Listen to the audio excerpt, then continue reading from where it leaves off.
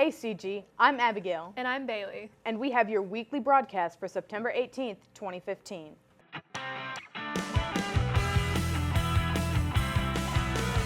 Send your pictures from the student section to warnertedrow@gmail.com to be featured on the website, CGTV.com.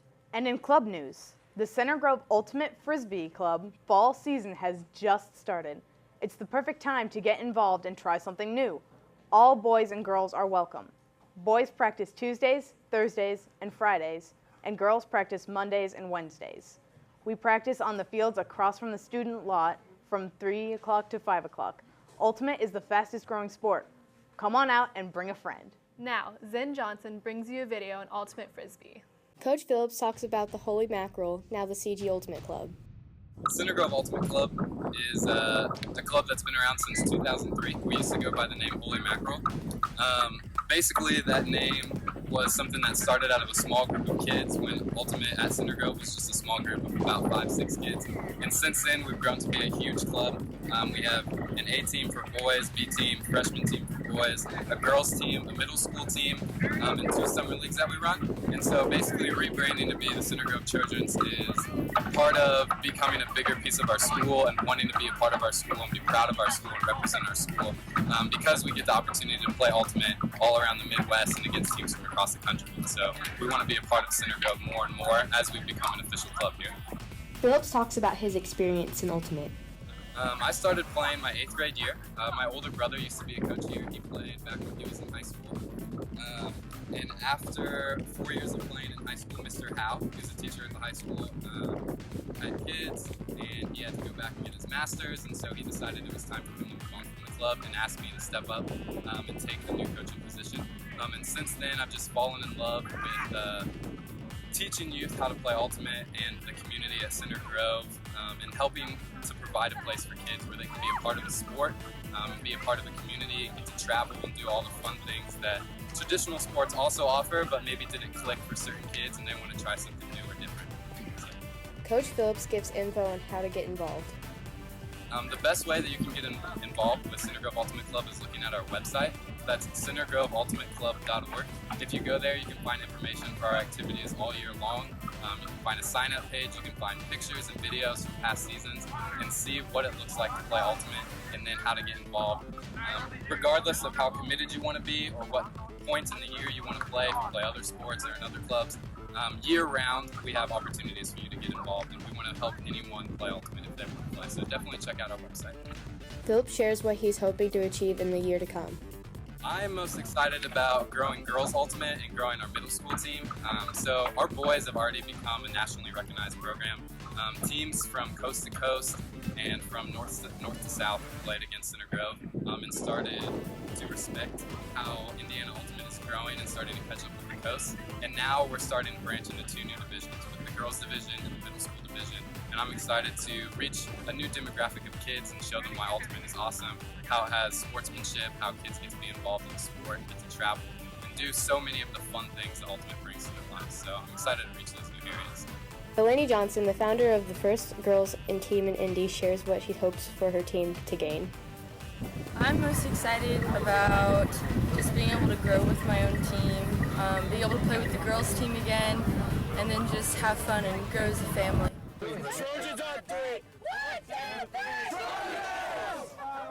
Creative Writing Club will be having its first official meeting on Monday, September 21st after school until 3:45.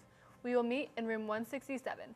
Please stop in the guidance office before the meeting to pick up an application and information about Creative Writing Club. If you have any questions, please see Mrs. McDougall in room 167. Thanks. So Fun Club will meet on Tuesday, September 22nd in the Textiles Lab in room 231 from 3 o'clock to 4 o'clock. Come join FCCLA.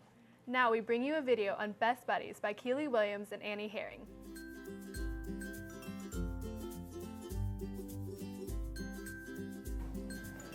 Best Buddies is an opportunity to be around and get to know other Center Grove students you normally wouldn't. Recently, Best Buddies had their match party. Matching party is where the peers get a buddy and they have puzzle pieces, and then the buddies will get their puzzle piece and they have to try to connect the puzzle piece to see who their buddy will be for the rest of the year that they're going to do activities with. Throughout the year, Best Buddies does multiple fun activities. We go bowling, and in school we usually do like crafts or do like cookies, and we watch movies, we do pottery, we do a lot of different activities. Some of the buddies even have their own personal favorites. My favorite thing is about it to spend time with their buddies and have fun with them. Like on next Wednesday is the tie-dye. I can't wait for that at the park. Throughout the year, Best Buddies has many gatherings and events for students to join. I think these little get-togethers and match parties and stuff gives the students a chance to interact with peers that they're not usually around, so they kind of get out of their comfort zone a little bit and get to have a little bit of fun. And here is a construction update by Christian Goins, Jackson Keeley, and Tori Mickle.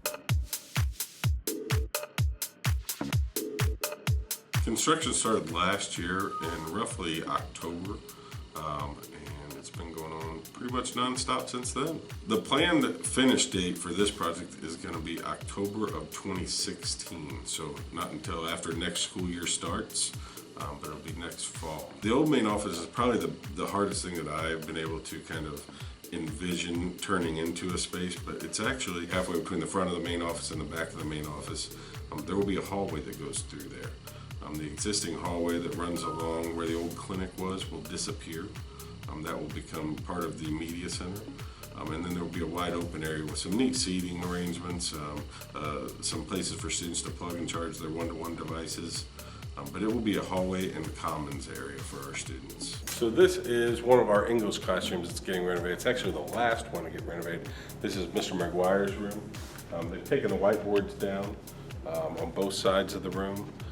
And they are working on installing a heat pump closet, which will better heat and cool the room, as well as they are running new cabling for some outlets, and will install a touchscreen interactive screen versus the old projector. It's a more cost-effective solution for the classroom. So this is down by door 15 where the old greenhouse used to be. We're going to go into the Project Lead the Way lab. This is actually the old lab.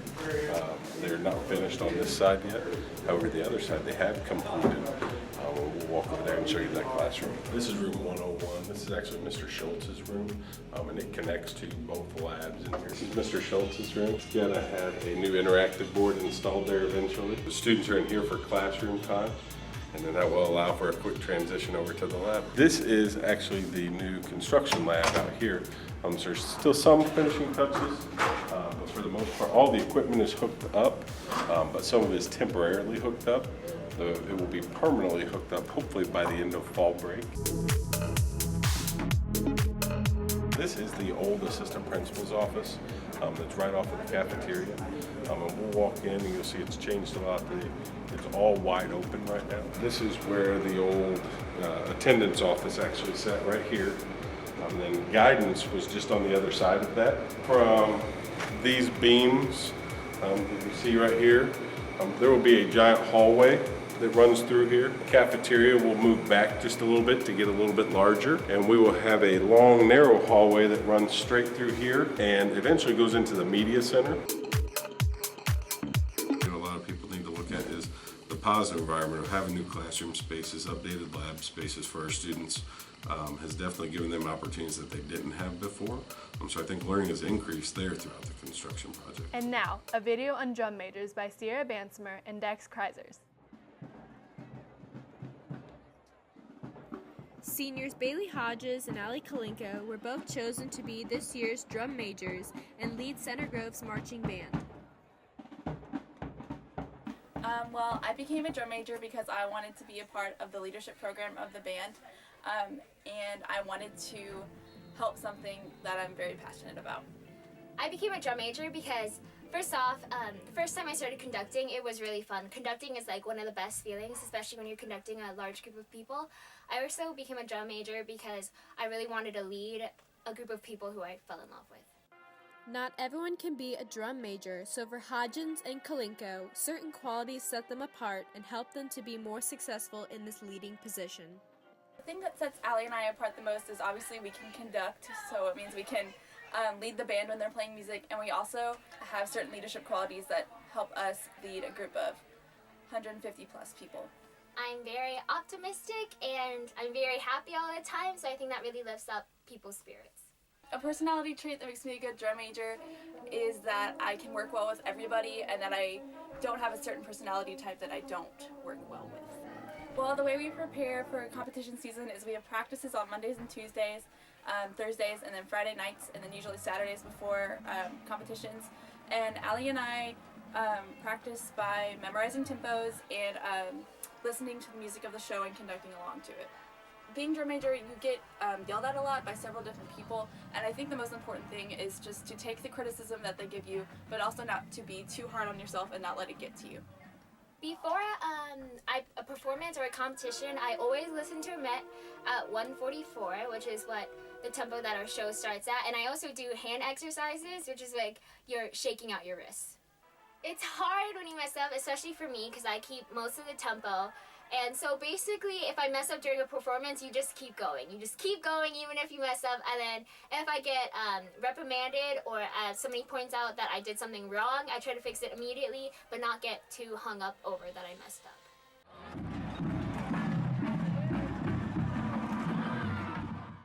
On September 19th, this coming Saturday, the marching band will perform in their first competition.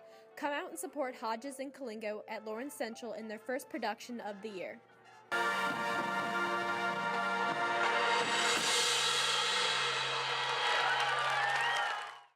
Today's sports broadcast is brought to you by the Center for Diagnostic Imaging. Go where the pros go. Choose CDI. Now, an update on fall sports by Maddie Weeks and a cool VJ. The girls' golf season is going really well. We won county at the end of August, and we also won MIC. We beat Carmel another time, and we've also knocked off the number 3 team in the state. Today we're at the Legends in Franklin playing sectionals, where we hope to defend our title and move on to regionals, and then after that we hope to place 3rd or better and make it to state and hopefully win. So we're a young team, and we're getting a lot better as the season moves on. We did really well in the North Central tournament, and we're hoping to wrap things up in the county tournament, and I'm really looking forward to sectionals, and hopefully we can make it to state. Alright, so we're 12-1-1 on the season. We had a big win against Carmel and Pike. We have a big game against Columbus North coming up, and then shortly after that, the tournament starts, which we are looking to go very far in and hopefully win state. Our season's been going pretty well. We're 4-0 in the MIC, which is good, and our biggest win this season so far would be against Castle. We won 1-0, and North Central we beat 2-1, who had beat Avon. And our next biggest game would be against Carmel, which is senior night on the 30th. We've had a pretty good season so far. We had a big game against Carmel, and we won in 3. We lost against Cathedral, it's a tough match, but our season's going good so far. Okay, we have county coming up. We won last year, and I believe our biggest component will probably be Franklin. We play them 3 times in the season. We're doing pretty good this year. 3-0 in the mix, pretty cool. Number 1 in the state is obviously pretty cool also, and we're coming together as a team, and we have some big games coming up, and hopefully we'll pull out big wins there too. We've had a pretty good season so far. We got 2nd at the Zionsville Invitational, and we've got a couple big races coming up. We have Flash Rock this weekend, which has 50 teams, and then we have MIC in 2 weeks, and hopefully we'll place pretty well. So cross country, we've had the halftime meet against Whiteland. We won that meet this past Saturday at Ben Davis. We finished 7th out of 23 teams. So, I mean, it doesn't sound too good, but we've done pretty well, and these next meets so far in the regular season are just practice for this MIC championship that we've got coming up, and then county sectionals, regionals, and all of the postseason meets leading up until state.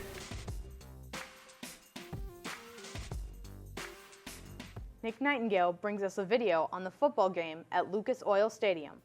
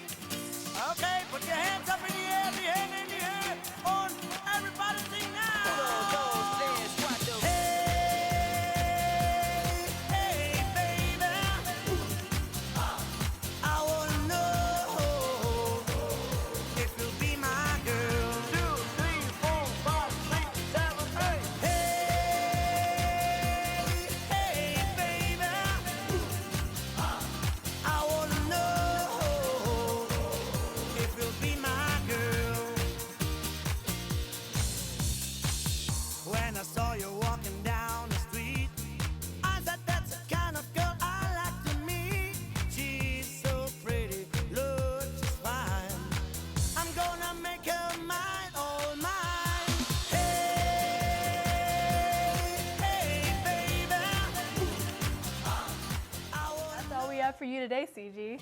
Bye.